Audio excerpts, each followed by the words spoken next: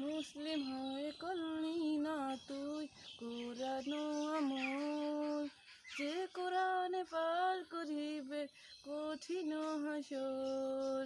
মুসলিম হয়ে করলি না তুই কোরআন আমল, যে কোরআনে পার করিবে কঠিন হাসর।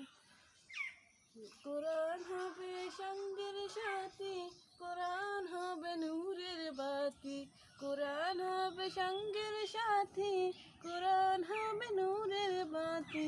অন্ধকার কুঠরি যে তোর করিবে উজ্জ্বল।